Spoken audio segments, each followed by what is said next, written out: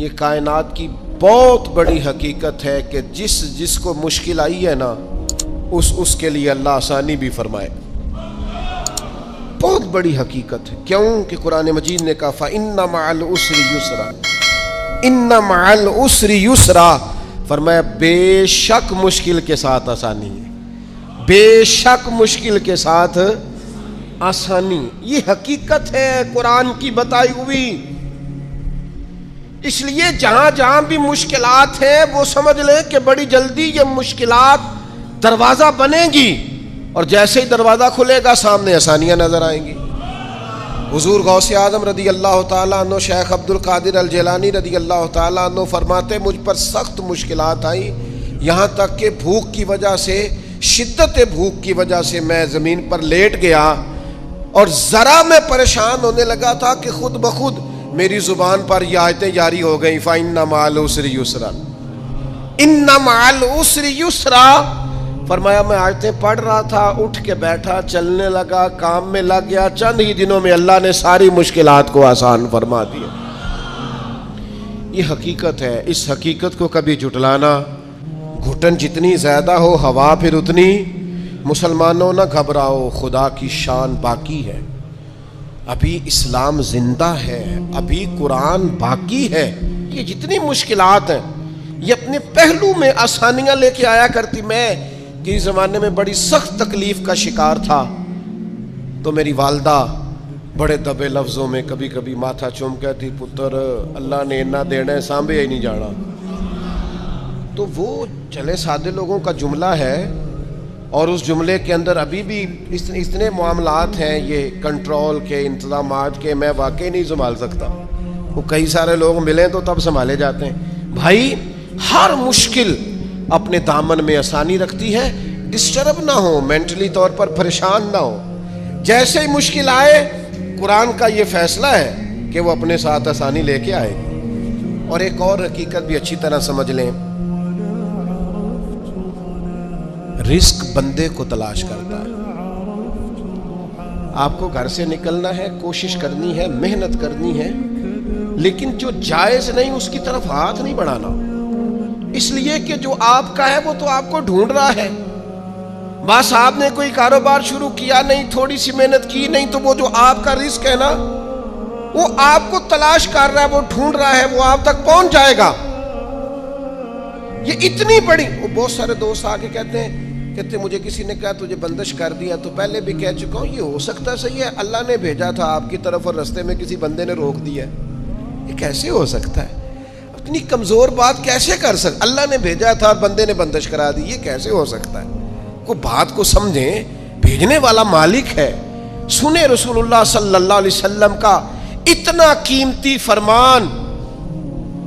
غربت کے ہاتھوں پریشان ہونے والے اور یہ کہنے والے کہ کئی کاروبار شروع کیے ہیں میرا چلتا نہیں، جو قدم آگے رکھتا ہوں پیچھے جاتا ہے، وہ یہ اس حدیث کو ذرا سنیں اور اپنے ذہن سے ان ساری آزمائشوں کو نکالیں.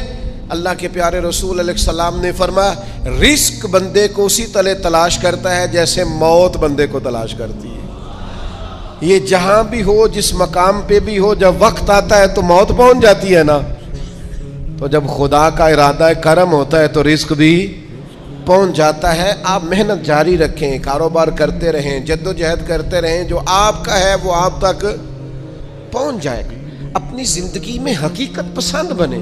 یہ ایسے ہی دوسروں کے پیسوں پر موج کرنے کا ارادہ ترک کر دیں، کسی اور کے گھر جا کے پیٹ بھرنے کا خیال اپنے دل سے نکال دیں. حقیقت پسند بنے، جو آپ کا ہے وہ انشاءاللہ. حضرت مولا علی شیر خدا رضی اللہ تعالیٰ عنہ نے نا ایک انار اللہ کے بارگاہ میں کسی غریب کو دیا انار، تو آپ فرماتے تھے مجھے اس کے بدلے 10 آئیں گے، چونکہ قرآن کہتا ہے ایک کے بدلے 10. تو دروازے پہ ایک شخص آئے دینے کے لیے، وہ دیا آپ نے، تو ایک شخص صاحب انار لے کے آئے، تو انہوں نے مولا علی شیر خدا کو 10 دیے. آپ فرمانے لگے یہ نہیں ہمارے. کہنے لگا آپ کے ہیں؟ فرمایا ہمارے نہیں. کہا آپ کے ہیں؟ یہ ذرا یقین کا حسن دیکھیے. فرمایا ہمارے نہیں. کہا جناب آپ کے ہیں؟ فرمایا نہیں، ہمارے تو آنے تھے 11، چونکہ ایک کے بدلے میں اللہ نے 10 دینے تھے، ایک ہمارے والا اور 10 اللہ کی طرف سے انعام آنے والا. اس شخص نے جیب میں ہاتھ ڈالا, کہنے لگے اے شیر خدا, آپ کے یقین کامل پہ بھی قربان جاؤں, میں 11 ہی لایا تھا, بس دیکھ رہا تھا شیر خدا کیا فرماتے ہیں.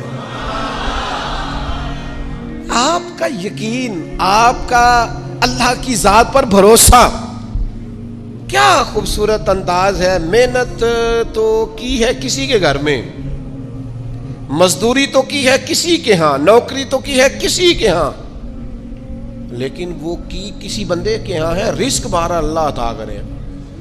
میرا خیال ہے اگر یہ ذہن بن جائے تو یہ جو ہم روز شکوے کرتے ہیں نا, فلانا ظالم ہو گیا, فلانا جابر ہو گیا, فلانا فاسق ہو گیا, اگر کوئی ہے تو ظاہر ہے وہ اپنے جرم کی سزا پائے گا, لیکن ہم اس آزمائش سے بھی باہر آ جائیں. زندگی حقیقت پسندوں والی گزاریں. خیالات کی دنیا, خوابوں کی دنیا, لوگوں پر بھروسہ, بندوں سے امیدیں, مخلوق خدا پر توجہ, اتنے مل جائیں گے, اتنے آ جائیں گے, فلانا اتنی مہربانی کر دے گا. ان ساری جو ہماری حقیقت پسندی سے دوری ہے, اس ساری چیز, یہ ساری خوابوں کی دنیا ہے. آپ حقیقت کی دنیا میں آئیں, زمین پر آئیں. کبھی بھی وہ کسی نے کہا تھا محبت کو سمجھنا ہے تو نہ سے خود محبت کر, کنارے سے کبھی اندازہ طوفان نہیں ہوتا, پانی میں اترے تو پتہ چلتا ہے پانی کتنا کتنا ہے. اس لیے عزیز بھائی, میری بالخصوص نوجوانوں سے گزارش ہے, حقیقت پسند بنو یار. آپ جو نہیں ہیں وہ بننے کی ضرورت, بہت پہلے کہا تھا پھر کہتا ہوں. ایک بزرگ کہتے ہیں میں ہر ایک سے نصیحت لے لیتا تھا. ایک طوائف گزر رہی تھی تو وہ بھی مجھے نصیحت کر گئی. میں نے اسے کہا کہ پردہ کار اللہ سے ڈر. اس نے ایسا جواب دیا کہ کئی گھنٹے بابا جی بے ہوش رہے. کہتے میں نے کہا پردہ کر اللہ سے ڈر, تو کہنے لگی حضور معاف کرنا, آپ نے ایک بات کی ہے تو ایک میں بھی کر لوں. میں نے کہا بیٹا کر لو. تو کہنے لگی میں انشاءاللہ توبہ بھی کروں گی, پردہ بھی کروں گی, پر ایک بات کرنی ہے, میں جو ہوں وہی کہلاتی ہوں.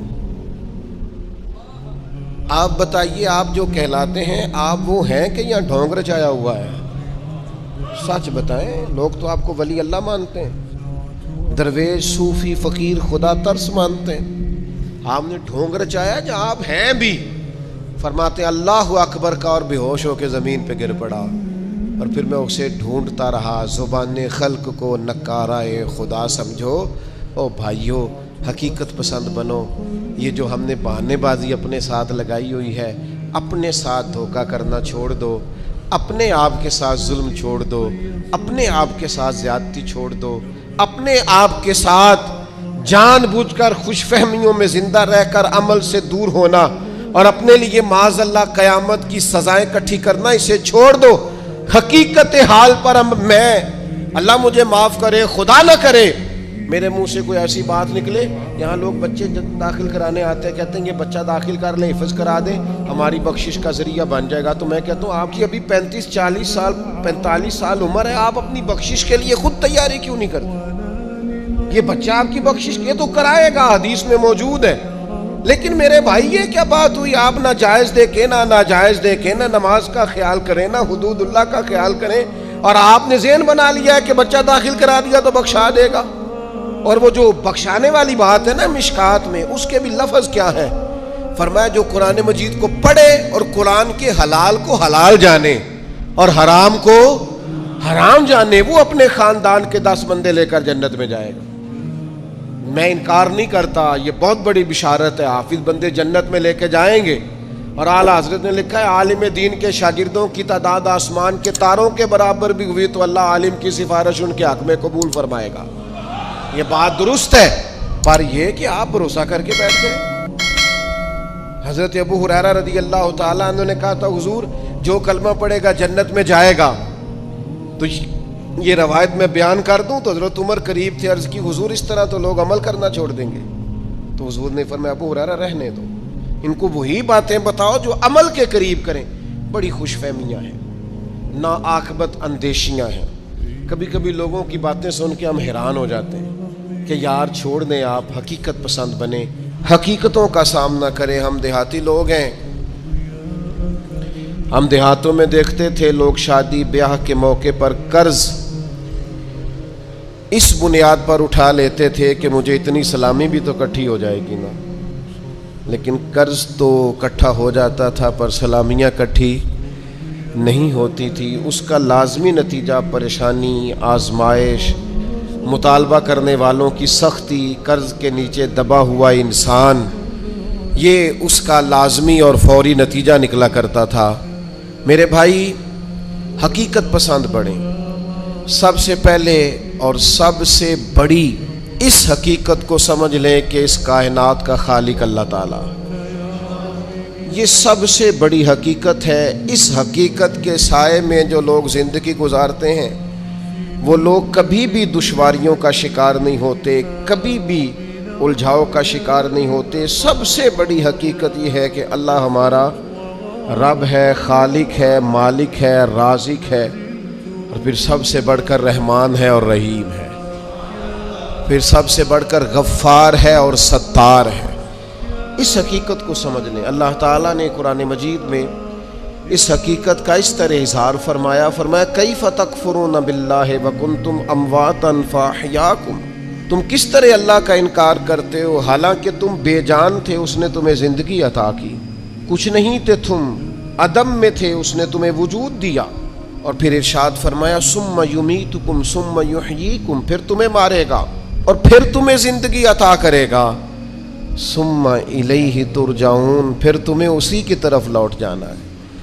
کبھی اس حقیقت سے کوئی شخص آنکھیں نہیں پھیر سکتا کہ یہ جو اس کا اپنا وجود ہے یہ بھی سارے کا سارا اللہ تعالیٰ کی مشیت اور اس کی رضا پر مبنی۔ اس نے اپنا وجود بھی اپنی مرضی سے تشکیل نہیں دیا، قد کاٹ اپنی مرضی سے تشکیل نہیں دیا، حسن و جمال اپنی مرضی سے تشکیل نہیں دیا، تو پھر کیسی عجیب بات ہے یہ روزمرہ کے معاملات اپنی مرضی سے تشکیل دینا چاہتا ہے۔ اسے چاہیے کہ جس طرح اس کا وجود، اس کا حافظہ، اس کے چہرے کی ساخت اس کی اپنی مرضی کی نہیں، رب رسول کی مرضی کی ہے، تو پھر یہ بھی زندگی اپنی مرضی کی نہ گزارے، اس حقیقت کا قائل ہو جائے کہ جینا بھی اسی طرح ہے جو حکم اللہ تعالیٰ نے ارشاد فرمایا ہے۔ لیکن زندگی اللہ کی دی ہوئی، رزق اللہ کا دیا ہوا، سانسیں اللہ کی دی ہوئی، لوگ جینا اپنی مرضی سے چاہتے ہیں۔ یہ حقیقت پسندی سے دور بات ہے۔ جس شخص نے جو مشینری بنائی ہے آپ اسی سے پوچھیں گے اس کو کیسے چلانا ہے، آپ اسی سے دریافت کریں گے کہ کیا چیز استعمال کرنے سے صحت ٹھیک ہوگی، کیا استعمال کرنے سے خراب ہوگی، آپ اسی طبیب حکیم کے مشورے سے چلیں گے۔ ہم من چاہی زندگی چاہتے ہیں، تو سب سے پہلے تو اس حقیقت کو سمجھ لیں کہ کائنات کا رب، اور جب بنائی اسی نے ہے تو چلے گی بھی اسی کے حکم کے ساتھ۔ دوسری بات، پوری دنیا اس بات کو اچھی طرح تسلیم کر لے کہ اللہ کے لاڈلے اور آخری نبی جناب محمد الرسول اللہ ہیں صلی اللہ تعالی علیہ وسلم۔ اللہ تعالیٰ نے ساری رعنائیاں، ساری خوبصورتیاں، سارا وقار اور ساری عزتیں نبی پاک کی غلامی میں جمع کر دی۔ اب کوئی شخص اگر یہ چاہے گا کہ میں حضور سے ہٹ کر کہیں سے عزت اویل کر لوں، نبی پاک علیہ السلام کی پیروی سے ہٹ کر کہیں سے میں کوئی خیر کٹھی کر لوں، تو یہ حقیقت پسندی سے دوری ہے، ہو نہیں سکتا۔ وَمَن يُطِعِ اللَّهَ وَرَسُولَهُ فَقَدْ فَازَ فَوْزًا عَظِيمًا، کامیابی اسی شخص کو ملے گی جو اللہ اور اس کے رسول کی فرما برداری کرے گا۔ یہ کائنات کی سب سے بڑی حقیقت ہے کہ ساری کامیابیاں، سارا حسن، سارا کمال، ساری خوبصورتیاں حضور کی سنت اور شریعت سے وابستہ ہے۔ ہم جتنا مرضی نئے دور کا فیشن اوڑھ لیں، جتنا مرضی بھاگ لیں، جہاں تک ہماری رسائی ہے ہم جا لیں، لیکن حق اور سچ یہی ہے کہ قُلْ إِن كُنتُمْ تُحِبُّونَ اللَّهَ فَاتَّبِعُونِي يُحْبِبْكُمُ اللَّهُ۔ اللہ کہتے ہیں محبوب ان سے فرما دیں اگر یہ رب سے محبت کرنا چاہتے ہیں تو آپ کی غلامی کریں، اللہ انہیں اپنا محبوب بنا لے گا۔ سب سے بڑی حقیقت یہ ہے۔ دوسری بات جو بڑی سمجھنے والی ہے اور غور کرنے والی ہے اسی سے وابستہ، کہ یہ بھی کائنات کی سب سے بڑی حقیقت ہے کہ نبی کریم اللہ کے آخری نبی ہیں۔ ما کان محمد ابا احد من رجالکم ولکن رسول اللہ وخاتم النبیین. محمد صلی اللہ تعالی علیہ وسلم مردوں میں سے کسی کے باپ نہیں ہیں لیکن اللہ کے رسول ہیں اور نبیوں میں سب سے آخری ہیں. سورج اپنی جگہ چھوڑ سکتا ہے، چاند اپنی جگہ بدل سکتا ہے، ستارے زمین پر آ سکتے ہیں، اس زمین کا سارا نظام بدل سکتا ہے، پر رسول پاک کے بعد کوئی نبی نہیں آ سکتا. یہ طے شدہ حقیقت ہے. آج جو لوگ قادیانیوں کے بارے میں، مرزائیوں کے بارے میں اپنے دلوں میں نرم گوشے پیدا کرتے ہیں اور وہ روغن خیالی کا مظاہرہ کرتے ہیں، وہ اچھی طرح سمجھیں کہ کائنات کی سب سے بڑی حقیقت یہ ہے کہ رسول پاک آخری نبی ہیں، اور اس حقیقت سے کوئی انکار کر سکتا؟ یہ طے شدہ حقیقتیں. اب حقیقتوں کو کوئی شخص بدلے گا، وہ اپنی عقل کو گمراہی کے رستے پر ڈالے گا. یہ حقیقت طے ہے اور قیامت تک طے ہے. اور فرما گئے ہیں ہادی کہ لا نبی بعدی. خود فرما دیا ہے نبی پاک علیہ السلام نے کہ میرے بعد کوئی نبی آ سکتا. تو اس حقیقت کو میرا خیال ہے ہر شخص کو من و تسلیم کر لینا چاہیے. تیسری بات، کائنات کی سب سے بڑی حقیقت یہ ہے، ان حقیقتوں کے بعد کائنات کی، اللہ رسول کو ماننے کے بعد کائنات کی سب سے بڑی حقیقت یہ ہے کہ دنیا میں جو آیا ہے اسے دنیا چھوڑ کر جانا ہے. بہت اچھا محل بنا لے، بہت اچھا گھر بنا لے، بہت آسودہ زندگی بنا لے، جتنے زندگی کے لیے اسباب درکار ہیں وہ سارے جمع کر لے، لیکن کل نفس ذائقۃ الموت. اس حقیقت کا انکار نہیں کہ دنیا بہرحال انسان نے چھوڑ کر جانا ہے.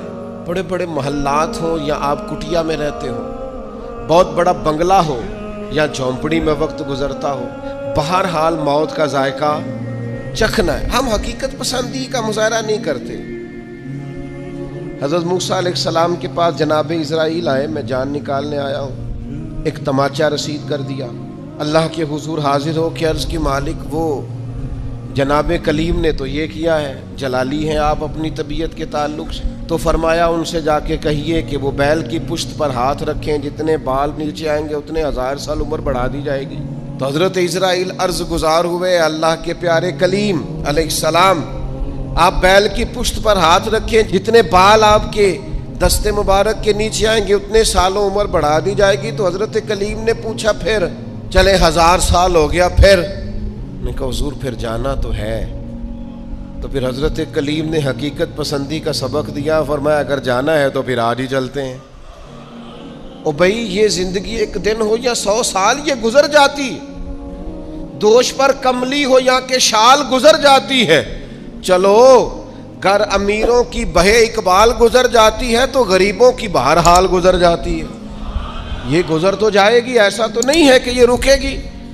تو موت اٹل حقیقت ہے، لا ریب ہے.